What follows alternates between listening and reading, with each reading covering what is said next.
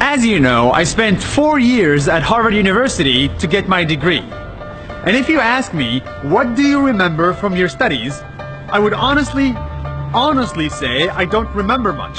Because when I learned in a classroom from a teacher for an exam. That's important, but it's not the most effective way.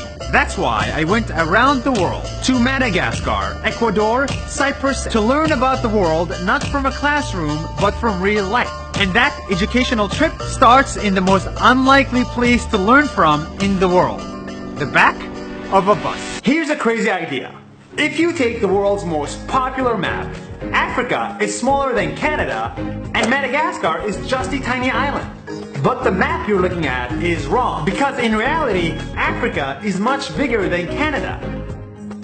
These maps were made by Europeans for Europeans, where the size of Russia, Europe, and Canada is enlarged and the size of Africa is shrunk, just so the whole map fits on paper. Which means when Aline and I try to cross a tiny map distance in Madagascar, in reality it's much bigger.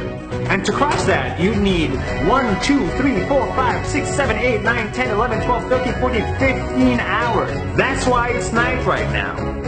Africa is bigger than you think it is, and Russia is smaller than you think it is. Because even the maps favor the West and leave out the rest. That's 1 minute. See you tomorrow from Madagascar. Next up, global warming. You hear a lot about this subject in the news and in the classroom. My whole life growing up, it was hard for me to believe that a couple of degree changes will affect anything or anyone. That's what I thought. Until I went to visit the Galapagos Islands in the country of Ecuador. We f***ed up. We f***ed up.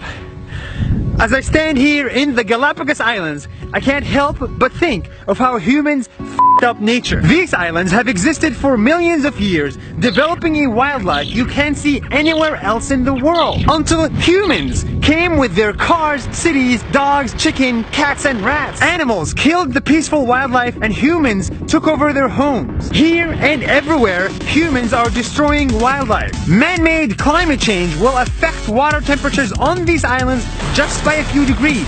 And these extra degrees will kill marine food, so marine animals can no longer find food. These marine iguanas, the only ones in the world, could starve to death. And I'm not even mentioning the human islands that could be gone because of climate change. Look, don't become vegetarian and don't turn off electricity. All I'm asking of you is this. Just be mindful of nature. That's 1 minute. See you tomorrow. That's all good.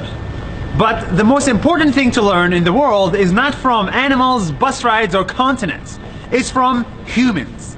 And from 2 humans in Cyprus, I learned a lot about forgiveness. Meet Fethi and Yanis. Hi. We are almost killing each other.